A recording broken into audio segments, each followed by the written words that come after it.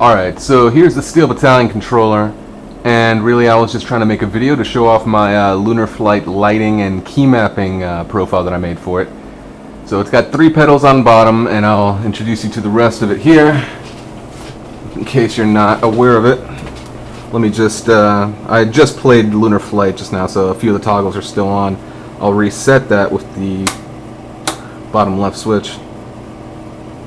Oh, looks like the program is not running. There we go. Alright, now, so this switch will reset all lights. So if I, say I had the ignition lock in Lunar Flight engaged over here, and then my lunar module blew up, but this thing was still engaged during my next lunar module's life, then I would engage and reset. Throttle is not used during Lunar Flight. This is a lever, not a joystick, so it moves to the left and to the right. However, the hat joystick on top is completely functional.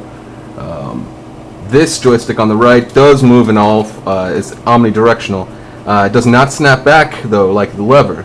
So you can, and I have it engaged in translational thrust in Lunar Flight, so you can do things like this and leave it there. So now your lunar module would be moving to the up northeast, presumably, or to the up and to the right, without you having to worry about it.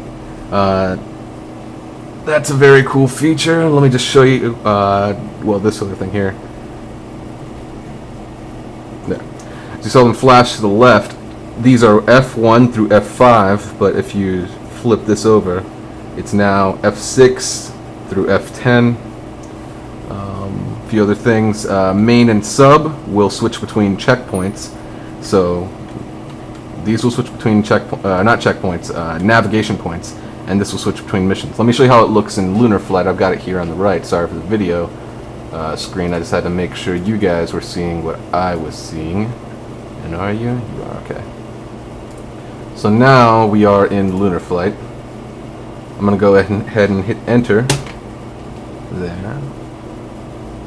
And there's my profile.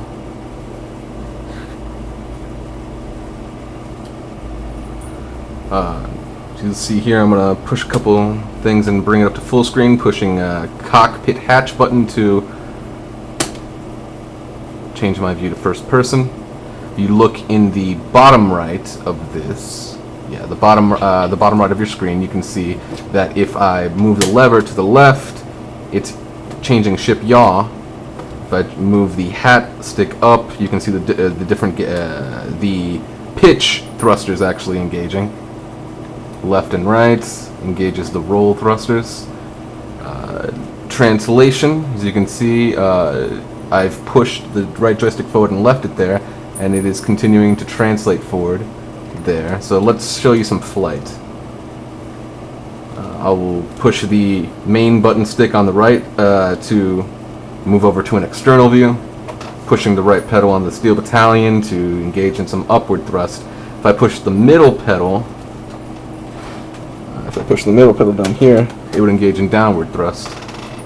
But let's do some upward thrust and keep it around here. I only want that much thrust. Hit the ignition lock and let go of the pedal. Now I have a nuanced amount of thrust going up. If I hit the ignition lock again, it'll detoggle. There's no thrust. But if I hit it again, it will remember the amount of thrust that I had set originally. I've engaged in some forward translation, and I'm swapping out a few I've changed my navigation point to the alpha. Now, since I'm translating forward and I'm engaged in thrust lock, I can only have to worry about my yaw turning left and right. Go back into the first person so you can see what that looks like. And disengage in that, move this back to center. Now I'm not using any thrust. But you can really mentally I'm not even going to use that word. You can really separate in your head the different mechanics and movements that you have to actually move this lunar module around when you have the Steel Batallion controller. It's really a lot of fun. And I think this is the best way to play this game. Alright then, thanks.